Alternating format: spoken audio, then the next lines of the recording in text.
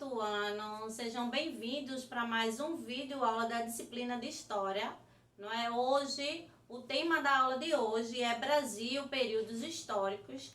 E aí a Fernanda montou um cenário, né, com a linha do tempo, com todos os períodos que a gente vai ver no decorrer da aula, que é o período colonial, o período imperial e o período republicano. Então, folheiem o livro de vocês, vão até a página 33, não é?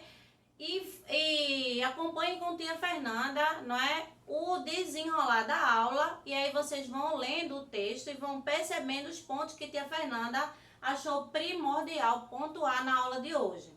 E aí o livro inicia dizendo que para chegarmos no que somos hoje, não é? O Brasil passou por vários fatos, né? Aconteceram várias coisas. E aí a gente sabe que dentro desses fatos aconteceram uma mistura de raças, e com essa mistura de raça, né, a gente sai ganhando, porque aí a gente se torna um Brasil, não é, pluricultural, não é, e é uma diversidade de cultura, e a gente se torna um país riquíssimo em relação a costumes e tradições que foram herdados de outros povos. E aí, os primeiros anos do domínio português. E aí o livro traz para vocês, né? Assim que os portugueses, eles descobriram, né, essas terras, porém eles não ficaram aqui, eles tiveram que voltar para Portugal. Mas aí eles começaram a comercializar. Nesse momento, no ano de 1500, eles estavam muito preocupados com o comércio, mas era um comércio na Ásia. E aí não tinha tantas pessoas disponíveis para tomar conta, não é, do comércio do pau-brasil no Brasil. E aí o que eles fizeram? Eles demarcaram todo o litoral e aí colocaram feitorias. E aí vocês podem perguntar, o que é feitoria, tia Fernanda? Então, é como se fosse um depósito onde houvesse a comercialização. Os feitores, né, que eram homens de confiança do rei, era o rei que nomeava os feitores, né? Eles ficavam nas feitorias, que são como se fossem armazéns que armazenavam a madeira, e eles faziam a comercialização. Então tudo se dava, era como se fosse um porto. E aí saíam de lá as madeiras do território, paravam, ancoravam nesse depósito que era as feitorias, e o feitor fazia a comercialização. Então, a partir desse momento, teve um dado bastante importante, que foi a chegada de Martim Afonso de Souza, não é? Quando ele chegou em 1532, veja, 32 anos após o descobrimento das terras.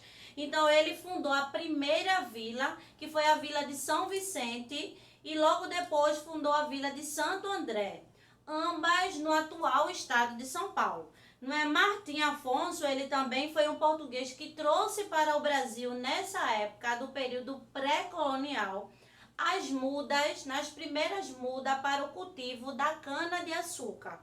E aí, durante muitos anos, né, depois que ele começou a plantar, como começou o plantio da cana-de-açúcar, passou um período muito grande de luta entre Espanha, os espanhóis e os portugueses.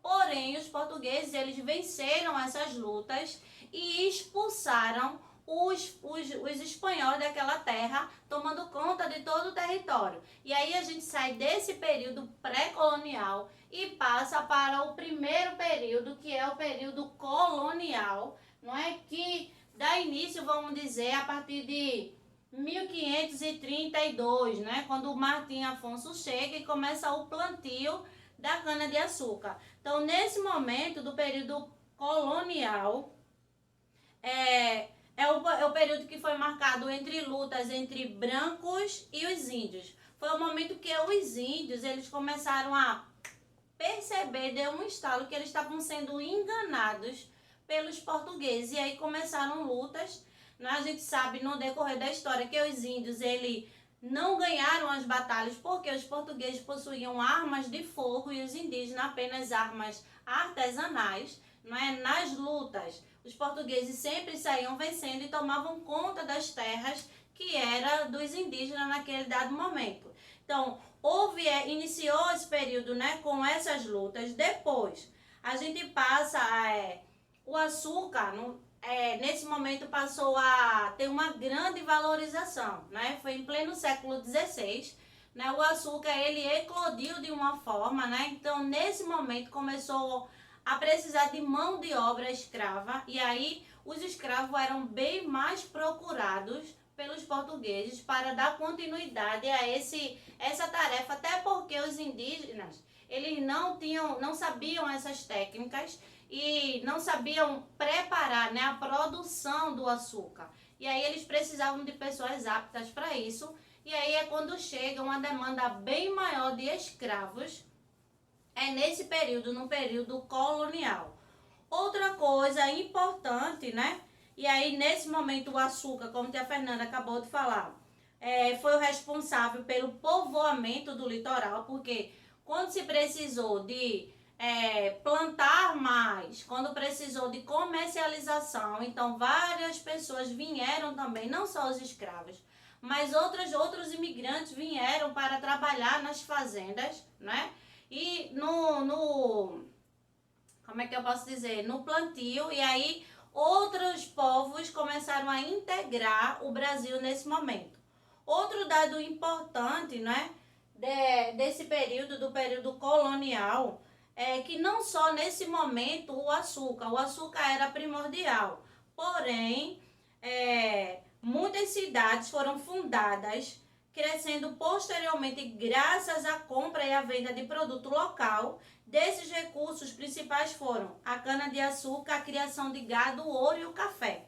Então, quando a gente sabe que os portugueses tomaram uma grande parte do que hoje é o Brasil, então em cada região eclodia um tipo de comercialização, ou seja, de produto diferente. Então, num determinado lugar era a criação de gado, no outro foi a plantação de café, no outro da cana-de-açúcar. Então, nesse momento, esses produtos, eles vieram fortalecer ainda mais o comércio, não é, para os portugueses, que na verdade a gente brasileiro que tinha o produto, a gente saía perdendo. E aí houve nesse momento várias revoltas, né? Aconteceram várias revoltas por conta do aumento de impostos que a gente tinha que pagar, não é? E aí, na verdade, quem era para sair ganhando mais eram os brasileiros, porque os produtos eram nossos.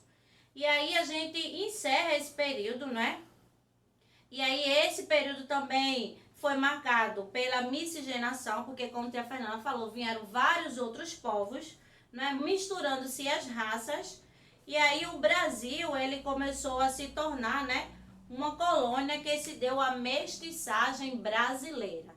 E aí a gente encerra o período colonial e a gente passa para o período imperial, né? O período imperial que acontece em 1822 até 1889. E aí eu posso dizer que esse período ele foi um período bem mais curto do que o período colonial. Esse período aqui ele inicia-se no momento que a família real ela sai de Portugal com toda a corte portuguesa e se instala no Brasil.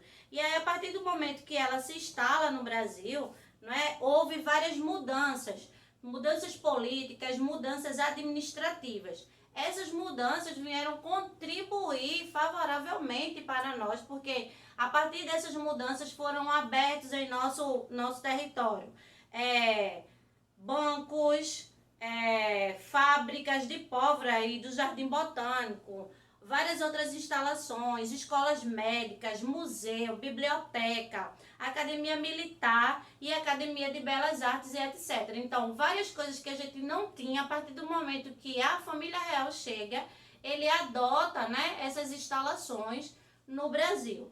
E aí, dois marcos importantes desse momento aqui do período imperial é o momento da independência, né, do Brasil. A gente sabe que esse momento aqui, esse período imperial, ele é marcado pela monarquia. Então, o que é a monarquia? É o período em que o governo ele vai passando de pai para filho. A gente não tinha o poder de escolher o governante. Na verdade, o governo, né, o poder ia passando de Dom Pedro I, de Dom João, que foi o primeiro, passou para Dom Pedro I, e aí Dom Pedro I passa para o seu filho, Dom Pedro II. Então, esse é o momento da monarquia. Então, outro dado importante desse que eu quero que vocês frisem, que foi no período imperial que aconteceu esses dois fatos marcantes na história, que é a independência do Brasil e também o momento em que a princesa Isabel, ela assinou a Lei Áurea, essa lei que abolia de vez a escravatura no Brasil, lei que foi assinada no ano de 1888, né, pela princesa. E aí no finalzinho do texto, no livro de vocês, ele fala sobre que após a independência, após Dom Pedro I proclamar a independência, foram criadas províncias, ou seja, divisões de terras que eram colocadas sob a autoridade de um delegado do poder central. Então, hoje a gente tem estados e a gente tem os governadores. Naquela época a gente tinha províncias e quem tomava conta das províncias era esse delegado, que também era escolhido pelo rei, e quem comandava, né, quem tinha o poder maior era um imperador. E aí a gente encerra o período imperial e a gente passa para o período republicano.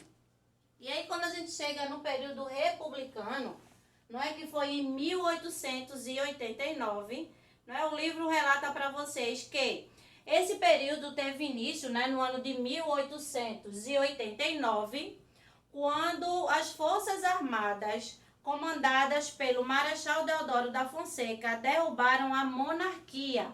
Então, o Marechal Deodoro da Fonseca, ele foi primordial para acabar com esse período aqui onde o poder estava na mão dos reis e passava de pai para filho. Então, acabando a monarquia, chegou o momento de que nós, brasileiros, podíamos escolher o nosso representante. Então, quando a gente fala de período republicano, a marca maior é essa. Acabou a monarquia e agora a gente se tornou um país república. Agora a gente pode escolher os nossos governantes. No caso, vocês não, porque são de menor. A gente sabe que o voto ele é facultativo a partir dos 16 anos. Porém, os pais de vocês votam e aí eles têm o direito de escolher os governantes do nosso país, da nossa cidade, do nosso estado.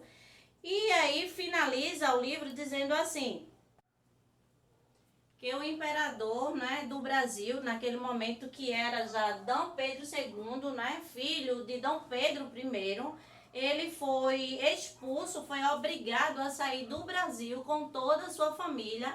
E aí inicia-se um novo período que vocês vão estudar posteriormente. E agora a gente vai aprender um pouquinho sobre as navegações.